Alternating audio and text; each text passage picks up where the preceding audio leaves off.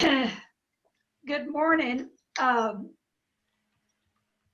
allergies from West Texas. I really don't know why I chose this subject, triangulation, other than it's been a part of my life since I was a little girl. Now, the more I really did some more research on it, and I mean, we teach triangulation at Shays, we do a whole lecture on it, but it's really in, there's more to it. There's a lot of depth to triangulation.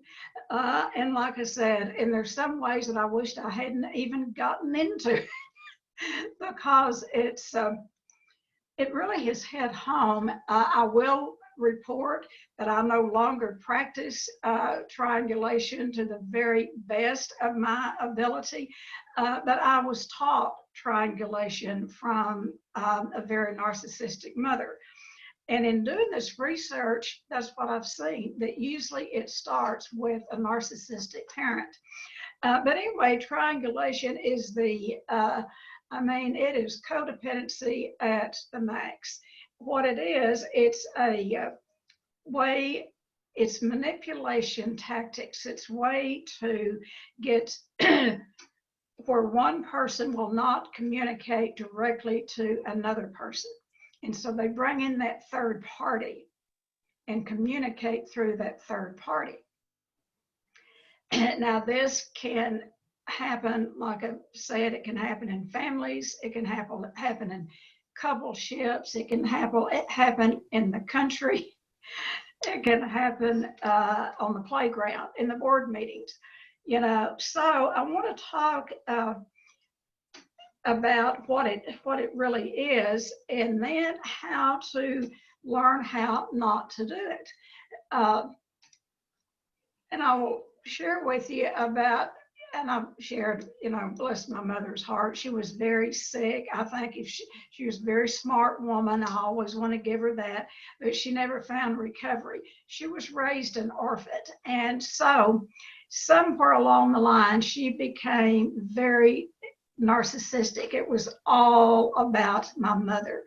When my sister and I grew up, we used to always say that my sister was mother's favorite child. And my sister would say, no, you're mother's favorite child. And then when we grew up, we got to talking and realized mother was mother's favorite child. My mother was her favorite of everything. And so my mother triangulated my sister and I from the time we were little kids. And that it seemed like she got great joy out of watching us fight and we would physically fight, but we would fuss constantly. And looking back, how that scenario played itself out is I was the stay-at-home child. I was the one that was overweight. My sister, was out in the community and dating and all that. And she left home at 16.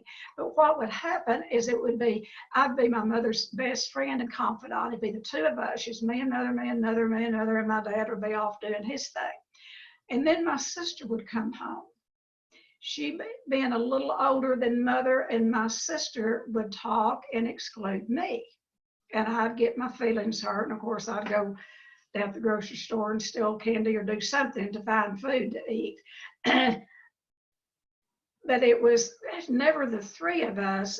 Mother would pit my sister and myself against each other. And she continued to do that in our in our adult life, to the point that she would call me, and I will tell you, in triangulation, there is a victim and there's a rescuer and there's a persecutor. So what the victim does, it's an individual who demonstrates the poor me's. The victim is poor me, bless my heart, I need help. So that's the victim. And every triangle has a victim. And I will tell you, the victim in any situation, in any scenario, has the power. The victim has the power.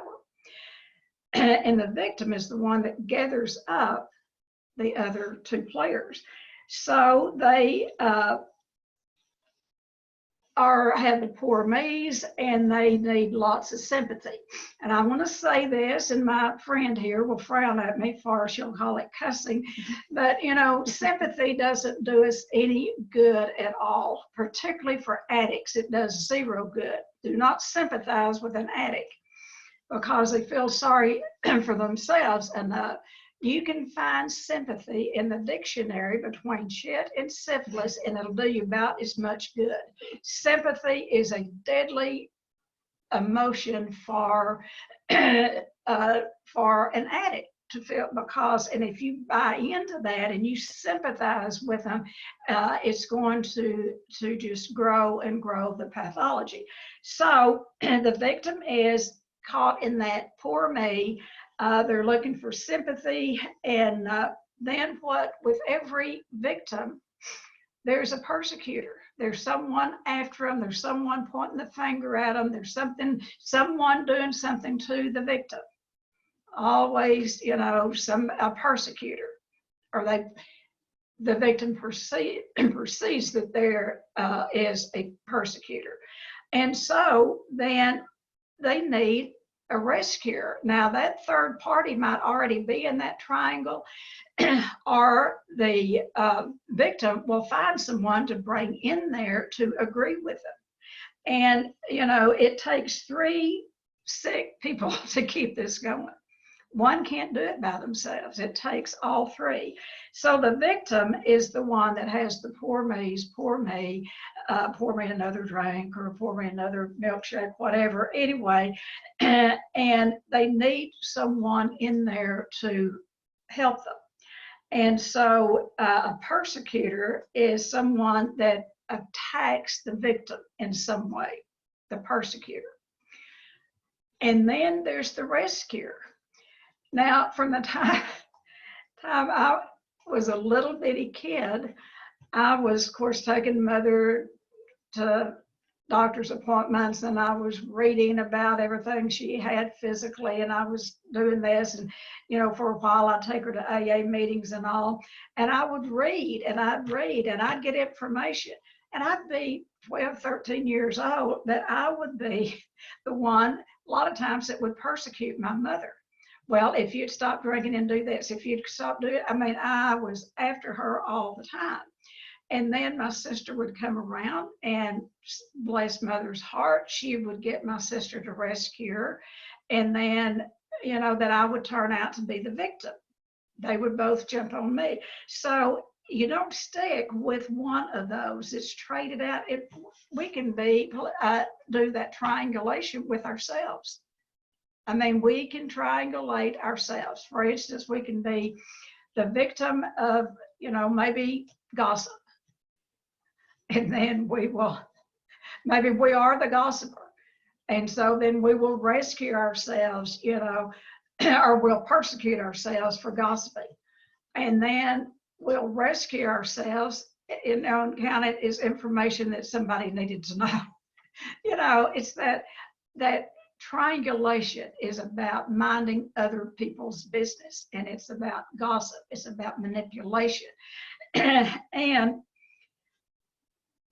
so the victim, you know, has the poor me's. The persecutor is the one that points out every flaw, and the rescuer is someone, like I said, that's either already in the triangle, or the victim will bring in someone to rescue them.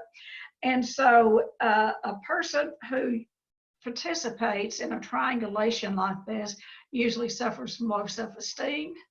They usually suffer from being able to speak up for themselves, regardless of the role that's playing.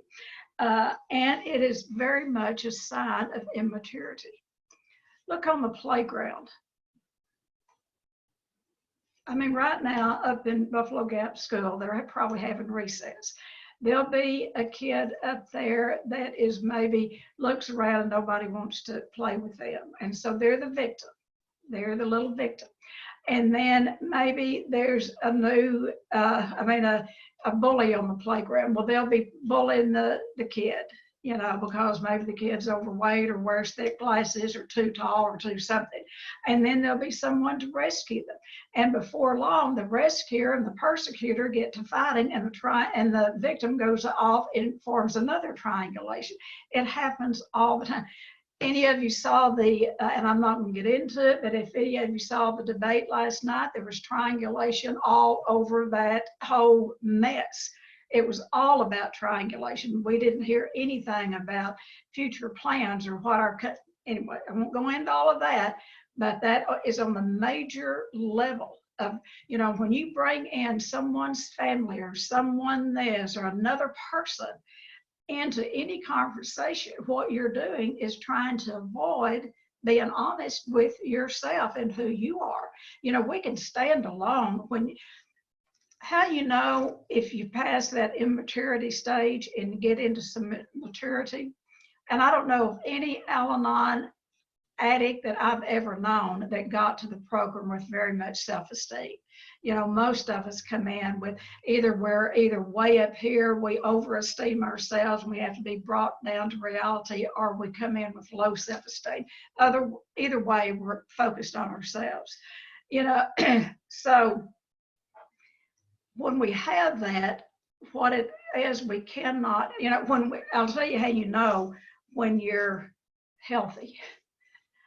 And we're not going to do this perfect, folks, but I'll tell you how you know that you're pretty healthy is when you can stand tall, autonomous with yourself, with the God of your understanding, and be okay.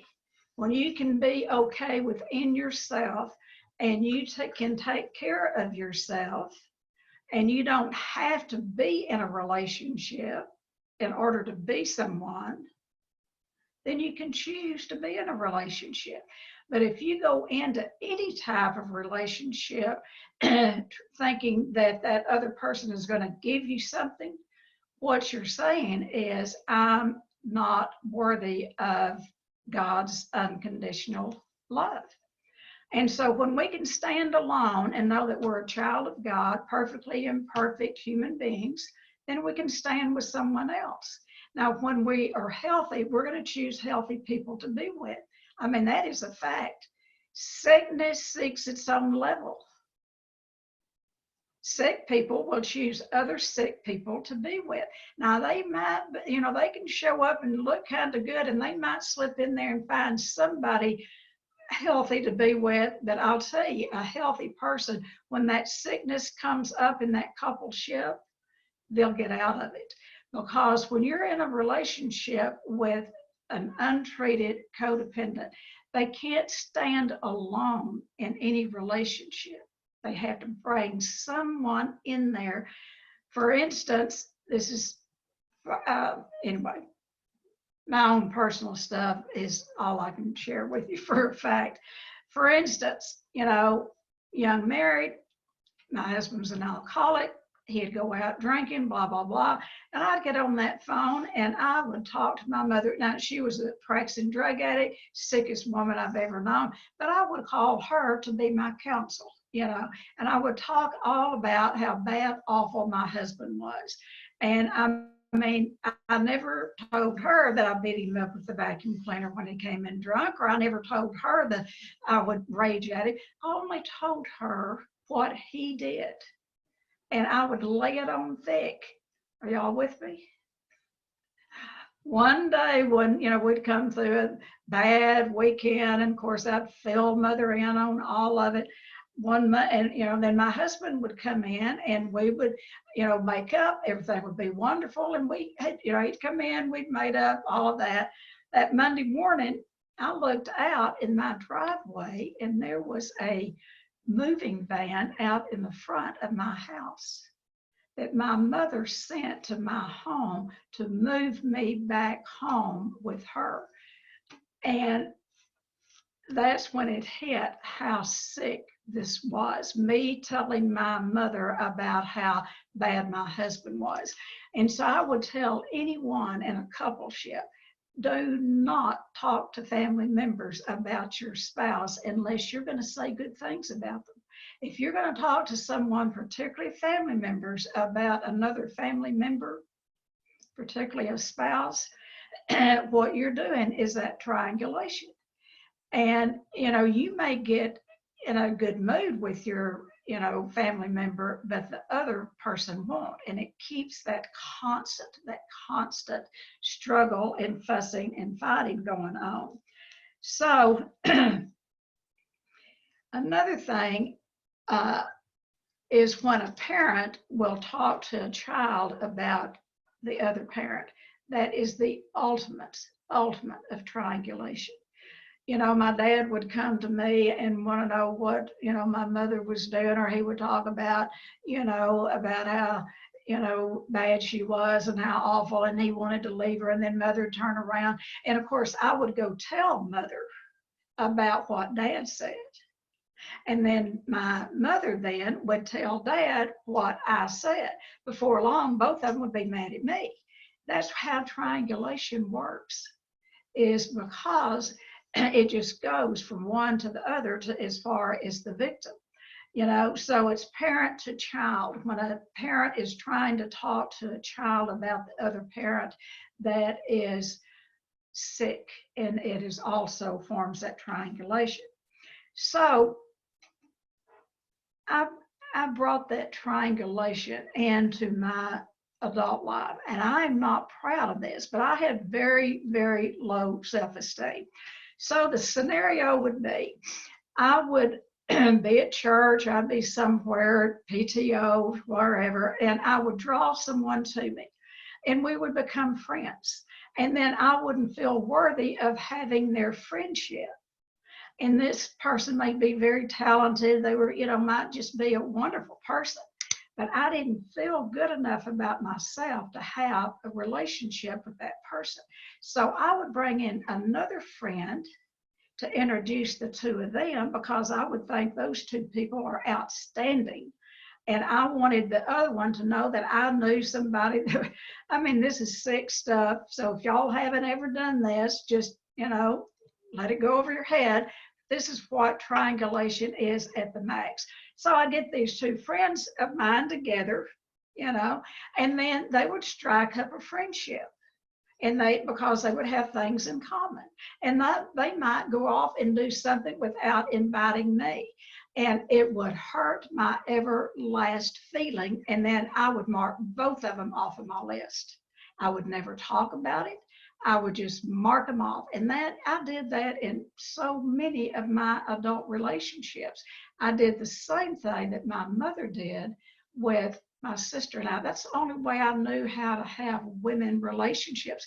I didn't do it with men. I did it with women. Women, I believe, have the hardest time of having healthy relationships with other women.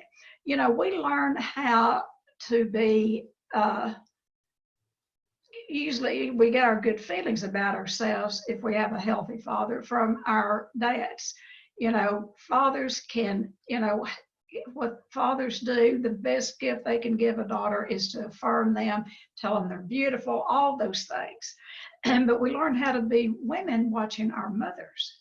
And so if we have an ill mother, that's a lot of times is how we become and how we interact in our adult life, until, thank God, we get sick enough that we, for me, I found Al-Anon Family Group in 1968, and I went to a lot of therapy. But I kept doing this triangulation in so many relationships, female relationships, women relationships, because I didn't feel worthy of having a friend, just one-on-one friendship. And how that would play out is, when I was picking these wonderful women to be my friends, they had their own sickness. And so they would play into that gossip. It's gossip, and then it, presents jealousy.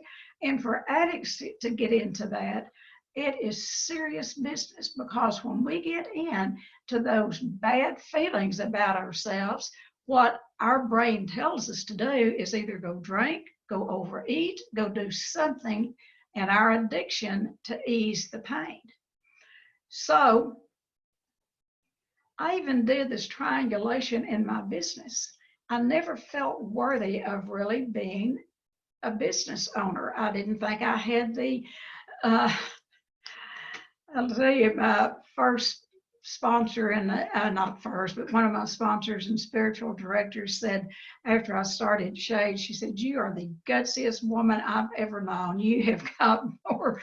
But anyway, I brought it into my own business, and it's like I always had to have a partner. I do not have to have a partner. My youngest daughter is my business partner, but she has been from the day that we opened. It's not that type of partnership. I had to bring somebody in because I thought they were much smarter than I was and that they could bring more to the table than I did. And then, of course, they didn't. And then things would happen. And then guess what? That I had someone to blame. So I became the persecutor. I'd find someone to rescue me, and then I'd become the persecutor. This is triangulation. And I hope that y'all are so healthy. You've never done anything that in your life. But I'm just telling you firsthand of how triangulation has been very so unhealthy in my life until I finally, through lots of therapy and lots of working those steps, I figured out, and it's been pointed out, even early on when I start sponsoring people. You know, I'd be sitting at a meeting, I might say something, maybe somebody liked what they heard me say, and they would ask me to sponsor them. Instead of me sharing with them, I'd drag them off to my sponsor. And then when I'd get them to my sponsor, I would want my sponsor to tell them what she had told me. And the person, you know, God had sent that person to me to, you know, something I said drew them to me. But because of my low self-esteem, I'd drag them to my sponsor and then they wouldn't hear anything. Finally, my sponsor said, "Tennie, stop doing this because God is using you to speak to those people out of your experience. My experience is entirely different." So when they come to me, they just draw a blank face. They're not interested in things she said. But it was my own low self-esteem and my victimization that blessed my heart. I didn't have anything to share with anyone, so I'd take them to my sponsor. And then if they did happen to click, then I'd get mad at both of them. Then I'd be the persecutor. I'm just telling you how sick I was, and I will tell you, I'm using it in past tense. I couldn't even be talking about this if I have not had some healing through it. But I'll tell you, if you practice triangulation in any area of your life, it's one of the sickest forms of codependency, manipulation, conning that you can do. And just want you to think about it. So the solution then is to triangulation is to get healthy enough to recognize it and to take a step out.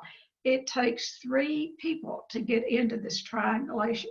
For instance, this played out when my 3 daughters, now my son never played with us in this, and I wouldn't play, it was serious. He never got into this. A lot of times men don't, some men do. Well, yeah, they do. We saw it on TV last night, but whatever. Anyway, when my 3 daughters were young adults, I taught them this triangulation. So and because it made me feel so good. Okay, one daughter would come to me and talk about the other daughter. And then I would think I needed to be the fixer. So then I would go tell the other daughter what that daughter said. And then they would get together and talk, and then they'd both be mad at me. We did that over and over and over until finally I learned, you know, in training what triangulation was. And I thought, oh my Lord, look what I'm doing to my children. So first off, I had already stopped it with my mother and my sister.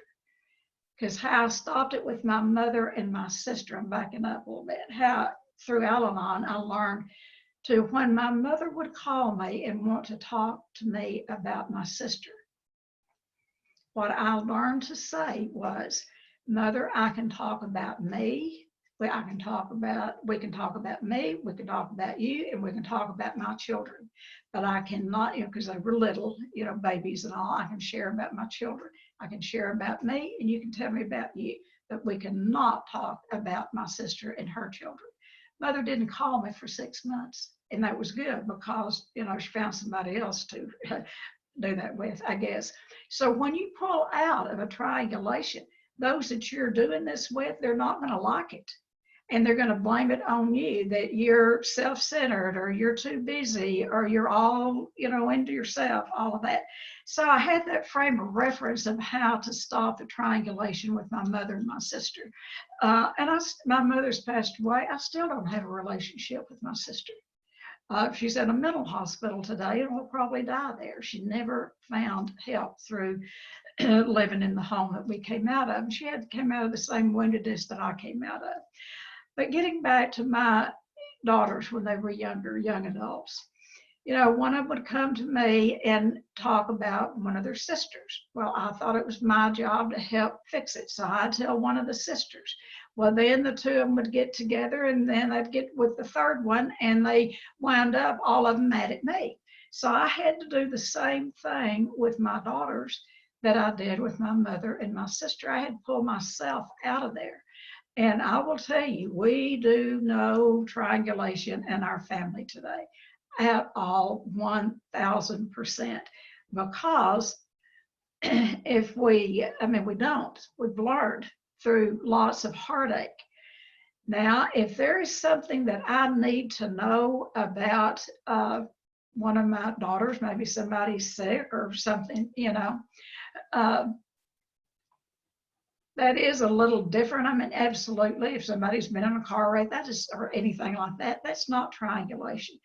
But the thing about it is we have learned to go directly to the person that we have the problem with, because there's no solution as long as you're just talking about the problem, because you're talking about the other person. You're not finding a solution. You're just, and the more you talk about it, the bigger the problem gets. And there's no solution to it. And when I was still at Shades working full time and supervising people, this has been years and years ago when I kind of first learned about triangulation, but I might have a staff person come to me and want to talk to me. And I'd bring them in my office and immediately they would start talking about another employee, what that employee had done to them or what they perceived them doing. And I'd say, wait just a minute and let's go get them and bring them in. And then you can talk to them directly and you won't have to repeat the story twice. You won't have to repeat the story. If you want to stop triangulation, that's the way to do it. You pull out of it all together or you bring that other person in. And so the two of you talk about it and not form that triangulation. Because what most people want to do is to gossip. It's more about carrying tales. It's more about gossip. And then what that can create is lots of jealousy. It's a lot of heartache. And so Eleanor Roosevelt gave us this. She said, great minds discuss ideas. How many ideas did we hear talked about last night? Anyway, how many great ideas did we hear talked about last night to a nation? None, zero, no good ideas. An average minds discuss events. We didn't even hear, we heard a little bit about, the big crowds here and the no crowd there and the da-da-da-da-da-da, that's an event. Those simple-minded men talked about just simple events. Anyway, a small person talks about and discusses other people. And we heard that last night from the highest office in the land. So if we can take that as individuals and learn to clean up our own triangulation messes in our families and in our neighborhoods and in our businesses, maybe it will, instead of trickling down, maybe it'll trickle up, I'm on it this morning. There are some of the smartest people in the whole wide world in this United States. Brilliant people, smart people. And we've got two of the stupidest, most ignorant people in the world running for president. So say I'm not prejudiced. They're both stupid. So there you go. Do not come back and say, well, she said, because I didn't. The reason, and they're not stupid men. They're little bitty, little tiny men, because we need some great people to talk about great ideas for this country and to bring, that's political. Stop, Tennie, quit getting into this. Do not go any farther. Triangulation is deadly. It's deadly in the family. It's deadly, you know,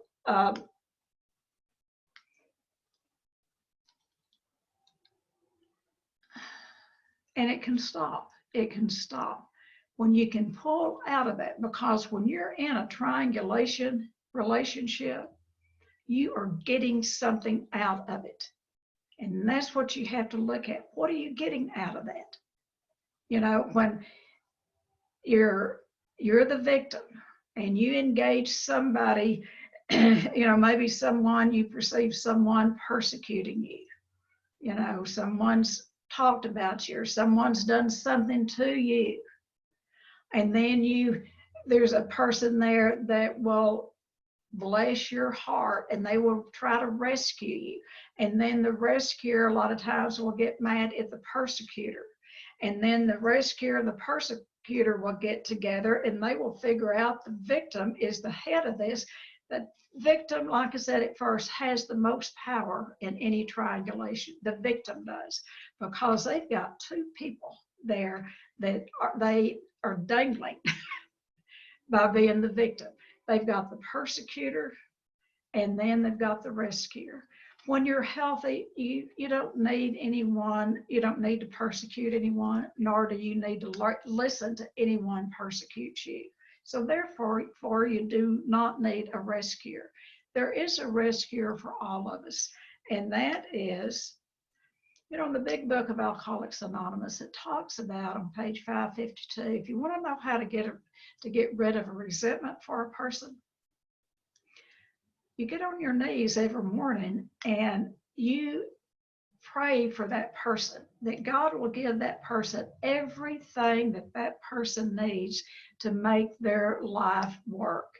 Not what you might need if you were in their shoes, but what does that person need? That they get everything that they need, that God will protect them and love them and put them in God's hands. You do that for 2 weeks, I'll tell you, it's hard to have a resentment towards someone that you're praying for.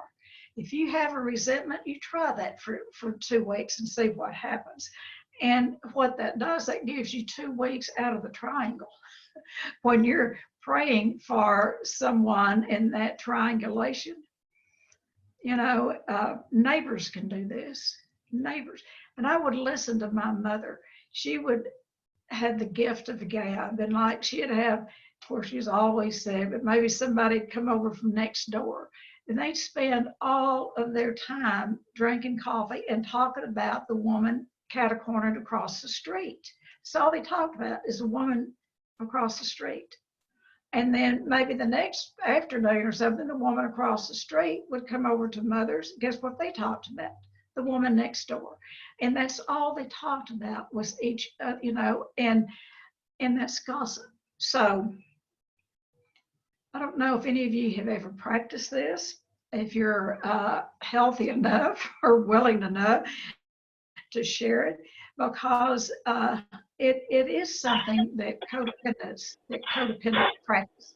And manipulation is probably the number one, triangulation is the number one form of manipulation, is trying to get someone on your side to believe how you believe, instead of letting each person have their own belief system. When you're in that triangulation stuff, when you're the victim, it is the poor me's, but a lot of times we have to really watch, and the persecutor a lot of times will be the know-it-all. But we can play all three of those roles. There's not a good or a bad role in that. They're all sick. But all you have to do is pull out. It takes 3 people to have the triangulation. If you have a problem with a person, go directly to them. Go directly to them. So that's all I have. I hope you will have something that maybe it's something you've experienced or something that you would like to share on triangulation, manipulation, or small minds, or whatever you want to talk about. Who would like to go first? This is Lori. I would like to go. Okay. Lori. Thank you so much for this. There's so many ironies. This morning, I don't always get on my knees, but I've had a rough few days behind me, and I got on my knees today, and I prayed for God to help me with gossiping. So for you to have talked so much about it, it's like mind-blowing, because I do feel like I do that. Gossiping is on my bottom lines, and I haven't been acting out in my SLAA addiction, but what I notice is that my other addictions rise up higher. Yeah. When I'm doing okay over here, I eat more or I gossip more. So for you to talk about this, I didn't want to come to this one. Your last week topic was more warm and fuzzy. And when I read what triangulation was, I was like, it's like a bruise or a scab. Yes. Because I see it in my relationship with my ex-husband and our kids. I see it clear there. But as I was listening to you talk, where I see it that I didn't see it was my relationship with my grandmother and my mother. Oh. My grandmother, we love her. She's such a nice woman. My mother is more of she was a drug addict. She's hard.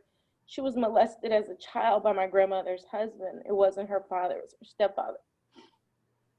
And my grandmother has always talked about my mom to me to this day. And I know that it makes my mom feel like it just isn't right. Mm-hmm. And I even wrote down, my grandmother did triangulation with my mom. And then as you kept talking, the guilt came over me and I went back to my notes and I said, well, I don't know if she did for sure, because I didn't even want to write it down to put that blame on her. Yeah. But this is why I didn't want to come, because I knew this would get in and try to pull out. So I'm really thankful. I'm like, did she take up an offering? Because this can be free. I'm so thankful, and I just wanted to say thank you. You're so welcome, Lori. One of the things that we do here, my daughter and I still do an intensive once a month. It's a 4-day. You're a prime candidate for that intensive. I would love to see you come and do one. We limit it to not over 6 people.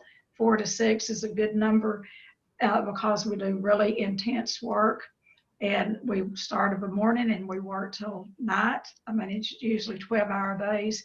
But what the clients say jokingly that they leave their crap in Buffalo Gap. So you might consider coming and doing, because I'm hearing that pain is just about to choke you to death. So yeah, it's the tears always come out, and I hate that. Well, tears are healing. Don't beat yourself up for the tears. They are healing. And all it says is that you might have some more work to do. And so hold that as a possibility. And you could call Kim and talk with her about it.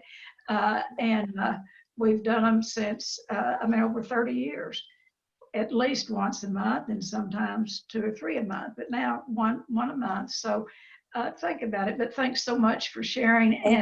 And I did not want to do this subject either, so there we are. I thought, why did I even mention this? But thank you so much for sharing, Lori. All righty, who's next? I'll go, Rebecca. That was a brilliant talk. When you first said triangulation, I was like, what is that? And then you said it can be within ourselves. And I was like, okay, that's my form of it. And then as Laurie was busy speaking, I was like, actually, I have it between my mom and dad quite a lot. Yeah. With my chronic pain, I will go to my mom and tell her that I'm in excruciating pain. She'll tell my dad, and then my dad will come to me and be like, well, why didn't you tell me about it? Da da da da da. Mhm. And I didn't, I'm so scared of the reaction I'll get from him that I rather go via. So yeah, that was an interesting kind of like pointing that out. Yeah. So what do you think you can do about it? Learn to not be afraid of confrontation and just. Absolutely. Absolutely. And what I hear is that your dad is concerned about you and feels left out of the loop. And, you know, and sometimes, and I'm certainly not saying this about your mother, but sometimes mothers take all of that on. And then, if we have some codependency, we're trying to protect other family members, So I would really support you in going to your dad and maybe talking with both of them. What I say to you is going to stay with us, and really clean that up where you can. I think it will probably help your relationship with your father. Yeah, So because that needs working on as well. yeah, and that's the reason. But so think about it. Any way we can help, let us know. All righty. Thank you. Thank you. Jacqueline has her hand up. Hi, Tim. Yeah, this is Jacqueline. I had so much triangulate, in my life, and it was funny because when you were talking, I thought about my sisters and their husbands, and every time they did anything wrong, my sisters would call my mother, and then my brother-in-laws would be in trouble. Well, I saw that with them, and I never, ever told on my husband. So my husband was the favorite. and my sisters couldn't understand that. But it was like, I was in program and I kind of saw that. But we also had it with my mother. She was the top of the triangle, and all of us siblings only related to her. I mean, it was like, so when she passed away, we had to learn how to communicate with each other. That was, and we recognized that, but it was a sick thing. And then with my daughter, she confronted me one time. I'd been in program for a really long time, and she said, "Mother, I don't understand why I have such a different relationship with Nana than all my cousins do." And I'm like, well, I have no idea. And that night I was doing a 10-step, and I thought, I know why, because every time she does something I don't like, I call my mother. So I had to go back to her and tell her, Julie, this is why, and I'm never going to do it again. So when my mom passed away, my daughter was her favorite grandchild because I never told on her again. So thank you so much. It just really, made me remember all those things. So thank you, Tennie. You're just welcome. And that's a prime example of triangulation and how it hurts people. It can really hurt people. Thank you. All righty, who's next? John has his hand up. Who did? John. John. All righty, John. Hey, is this on? Mm-hmm. Yeah. Hey, it's actually me, Sarah. Sorry. Oh, Sarah. Okay. Sorry. That's okay.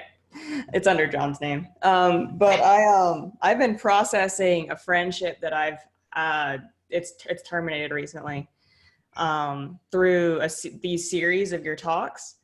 And I think I finally have the last piece of the puzzle today to feel okay with praying for this person. I've continued to carry the resentment, but I have not participated in triangulation. So I heard a piece of gossip about me from 3 of our mutual friends from this person. And so I immediately scheduled a coffee date with this person. It was like, boom, I'm going to meet with her because this is what I've heard. So she was so nervous that her hands were shaking when I confronted her with this. And I wasn't like mean at all. I handled it probably about as well as anyone could, which I can only do today because of my recovery. But I just told her, hey, I've heard this from 3 different people, didn't name the people to bring them into it. I've just heard this. Is this what's going on? What's happening here? You know, do you have a problem with me? Can we talk about it? Is there a solution? And throughout the process of our talk, she told me that I am manipulative and abusive, and that she would never want to be like me because of how I make other people feel, which she's the only person I've ever heard have this problem, ever. But she also made a whole bunch of accusations about how, you know, I control John, and why would anyone ever want to be with me? So triangulation terminated our friendship. But you know, and I've had resentment towards her, and I've been putting the pieces together of like, this is what she's doing and this is how I can handle it, but I hadn't put the word triangulation to it until today. So I'm confident that I can fully forgive her now and pray for her. Well, and thinking about it, when you were talking with her, she tried to triangulate me in. Yeah. Even during the conversation. Yeah. The supposed to be one-on-one, she was even then trying to still bring others in. Right. And that's what it is. That's what triangulation is. And it goes back to that low self-esteem. And I don't know the woman at all. I would suspect she might be jealous of you because you're out there living your life. She actually like voiced that. She said that she is very envious of me and the recovery that I do have, and the way that I'm able to like take charge of my life and start a business and, you know, do the things I want to do. Like, she brought that up. So be prepared when you start taking a stand for yourself. A lot of people won't like it, you know, but the ones who really love and care about you, they're going to stand with you.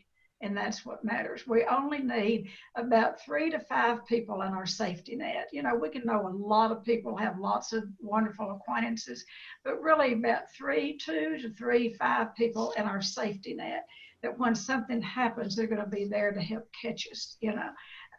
And, you know, those are the people that are trustworthy, that we can go to and know that it's going to stay with them, because we do need, this is where good sponsorship comes in, where we can go and talk to a sponsor and dump all of our stuff there and know that it's not going to go someplace else, you know, or it may be a trustworthy family member that's healthy. You know, we all need someone to be able to go to talk, you know, about things. And sometimes it is about people in our lives, the conflict we're having. But you have to be very selective in who you go talk with, or like that you can form that triangulation, you know. So you've got to have a commitment with each other, that what, you know, like we hear in the program, what is said here stays here, you know. And and that's how we build up trust with each other, and then it keeps down the gossip. And so thanks for sharing, both of you. Thank you. thanks. All righty, who's next? Anyone Melinda else? has a question, and then Bill, and then we have another one. So you got 3 to go. Melinda? I can go now. Thank you. I just got to say, I don't know why I'm going to say this way, but I really love this topic, and that probably speaks for the fact that I've been under its spell a lot in my life. I've learned through observation and experience just how unnecessary and very harmful triangulation can be, and I used to see it at work a lot. Right now in my life, I have 2 daughter-in-laws whom I love desperately, but I find that triangulation thing just keeps trying to assert itself. Now, I know for the health of all of us, you know, I've got to resist, provide a model, but man, it's tough. It's like the triangulation voice just rises up and says, you know, if you would just side with her just a little, you know, it would make her feel better, or, you know, you agree with her as well. And I'm like, whoa, this is tough.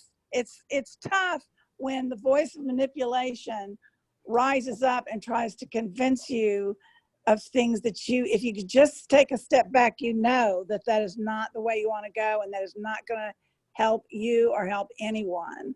But being an addict and being a person that, you know, is sick, it's those voices just rise up all the time trying to steer me the wrong way. So I really appreciate the topic today. I found it fascinating. Thank you very much. Thank you, Melinda. And, we don't need to do it with our own children, but I'll tell you, when we get into those in-laws, that is when it can cause trouble. So that's good. It's, one of the things in the program, one of the first things I learned in Al-Anon is that I've used today is, before we speak, to push the pause button. Pause and say, is what I'm getting ready to say, is it very loving? Is it loving what I'm getting ready to say? And then ask yourself, is it true? A lot of times we're passing on information that we don't even know if it's true or if it's any of our business to pass on. So we ask ourselves, is it loving and is it true? And then the last thing, is it really necessary for me to say this? Because if we can ask ourselves, is it necessary? We usually don't say it. Because when we're getting ready to say something about someone else, it's to make our own selves look better, is what I felt. So thanks, Melinda. Thank you for that. And Bill has a question. who? Bill, okay. Bill, Unmute, Bill. unmute. There you go. Y'all can hear me now? Yeah. For some reason, the space bar doesn't work occasionally. I can't figure out what that's about. I've got, I've heard of triangulation a long time, and I know sort of like when I'm getting, or I possibly can get into it. But what I've got a situation where, like, I sponsored 2 guys, and these 2 guys are fighting now, and they both want to talk to me. Now, what do I do? Do I tell them, y'all work it out amongst yourselves? Do I just even pretend that I don't even know anything about it and just listen? Or what's the action I should take after that? What do you think, Bill? Oh, God. That's the question that we're told in the Al-Anon sponsor. Oh, no, it's already on. Please. Lois is listening. She wanted me to tell you that. That's triangulation, I guess. How long? Yeah, Okay. that's triangulation. I know it, but even in the sponsorship pamphlet that Al-Anon has, it talks about, well, I don't know what to do. What do you think you should do when you're talking to a sponsee, or when I'm talking to a sponsee? But that's what I usually do, is just keep my mouth shut, and then and just ask them how they're feeling about all this and what do they think they should do. But it just seems like it ought to be simpler. And, any sponsor I ever had, I could go and dump on them. I could tell them all about how bad, awful RL was, or anyone else, and they would listen, and then they would say, okay, what part did you play? What part did you play? Right. And that's what good sponsorship is to help them see what part that they play. Because when there's conflict between 2 people, both parties have participated. And when we can look at our part and clean up our side of the sidewalk and work the program, I'll tell you, working a 12-step program, it takes our eyes off of other people and puts them on ourselves. And we don't really have much time to look at their faults. Yeah. So, you might try that, and I'm sure you have, but, ask them, what part have you played in that? And be careful. I mean, this is not that you don't become a part of it. Right. Yeah. I agree. Yeah. Okay. Well, thanks. Right. Appreciate Thanks. it. Bye, Lois.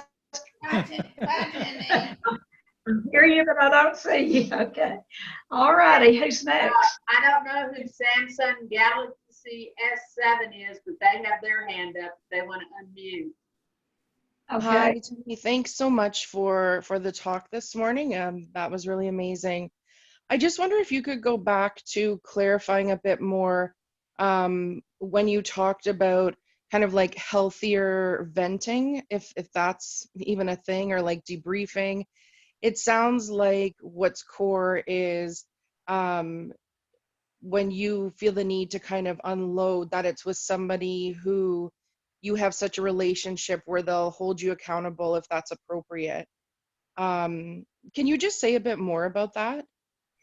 Absolutely, because we do need to, we get that, all of us have an emotional barometer on the inside. And for addicts particularly, it's overworked sometimes. So when we have a problem, if we're angry, those emotions come up, up, up, up, up, and then we'll either go use over them or we blow up or something. So it's important to have a safe person to go talk with. That could be a therapist, that could be a close family member. I don't always suggest family members, but anyway, if that works for you, but a sponsor in a 12-step program, that is the most, I think that's the most beautiful, clean, clear relationship that there is a sponsor to a sponsoree. If the sponsor is healthy, because they can listen and set a boundary, they can listen to whatever you have to say.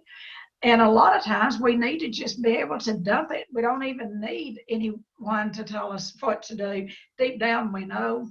My oldest daughter, when she got to college, I thought that my job as a mother, because my mother couldn't do this, I thought it was my job to give my children information and help them in every problem. My oldest daughter got to college.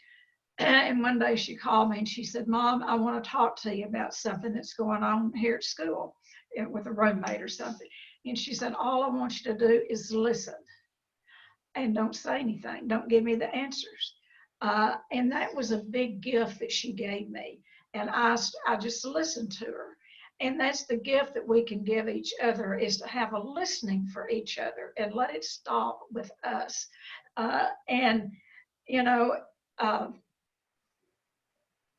Even with my husband and I, as close as we were, I would come more near sharing something with him about one of our children than he would with me. Now, if my children told me, this is between us, I would keep it. But my husband absolutely did not participate in triangulation.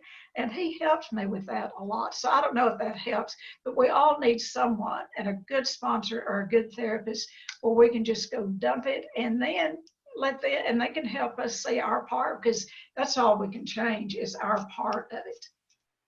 Does that help? Okay. Anybody else? Did we lose her? Yes, Lori has another question.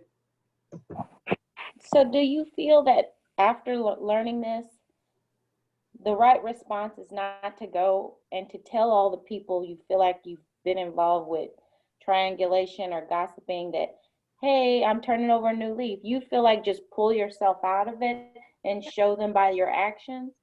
Absolutely. You don't go tell everybody, because they will absolutely try you to the nth degree. You don't go share that. You just change your behavior. And then if someone comes to you, just stop and say, I really can't participate in that. I love you. I care about you. I can talk about me and you, but I can't talk about anyone else. And I'll say, a lot of times that is what the whole relationship is about, is talking about other people.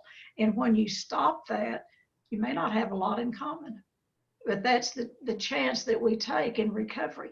And then what you'll find is healthy people to be with. Sickness seeks its own level, but health seeks its own level. When I pulled out and told my sister, I can't do this anymore. I cannot talk about our mother or my kids anymore. It's got to be between the two of us. And, when that's the basis for the relationship, unless both parties are going toward recovery, it's sad, but it can end a lot of relationships. Hope that helps. Anybody else? Comments, questions? Doug, do you have anything? Oh, Sakina does. Did I pronounce that right? Yeah, you did. Thank you. I really enjoyed this topic. Thank you so much for sharing.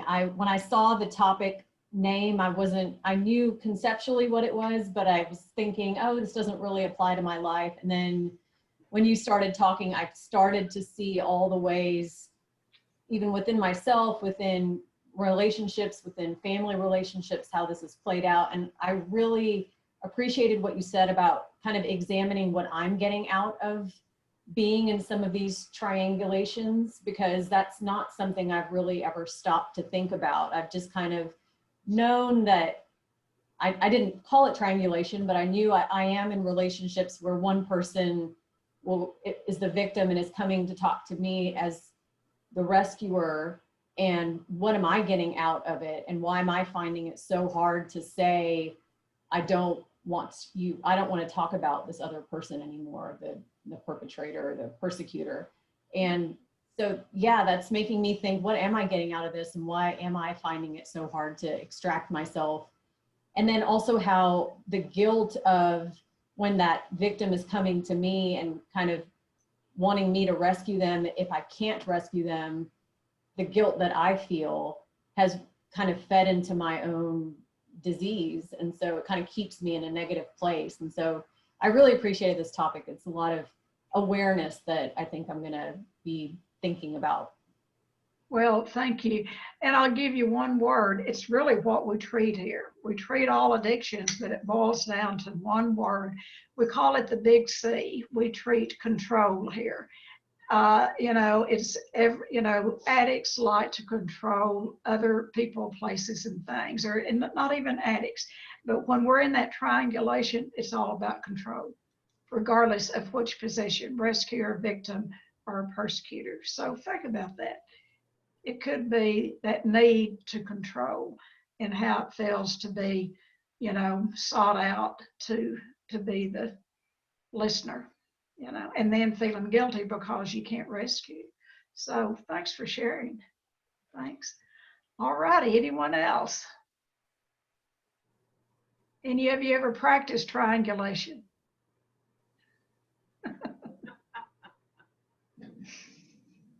Well, thank you for being here, everybody. I hope you all are back next week. If any of you have any questions, don't hesitate to call the facility. And have a blessed week. Yes. Will y'all be on next week? Yeah. Yes. And the topic for next week is father hunger. Ooh, wow. Father hunger. Okay, Whether you're a man or a woman, we need both parents, but a lot of times, fathers sometimes can be absent in more ways than physical absence. And so particularly for women, we long for that father hunger, and that is a seedbed for love addiction. Is father hunger is a seedbed for love addiction. So that's what we're going to be talking about next week. All righty, y'all have a great week, and Tuesday night is our alumni meeting at 7 o'clock, and all of you are invited to it. We're having some great people, great meetings, some great sharing, and so join us 7 o'clock Tuesday night. All righty, have a great week. Thank you so much. Take care, everyone. Bye. Cheers. Bye-bye. Thank you, Tennie. Cam, are you still on? Who's talking to me? This is Melinda. Yes, ma'am. Hey, I know you guys had my information when I was doing consultation with Tennie. Yes, ma'am. Right? You still have that, right? Yes, ma'am. Okay, are you able to charge a donation off that? Yes, ma'am. Okay, would you charge a $100 donation? I've been meaning to donate, and so I would like for you to put a $100 donation on that card number if you don't mind. I can do that. I appreciate that, Melinda. Oh yeah, I appreciate being able to come to these meetings. This is great for me. Thank you very much. Thank you. Have a blessed week. All right, you too. Bye-bye. Bye.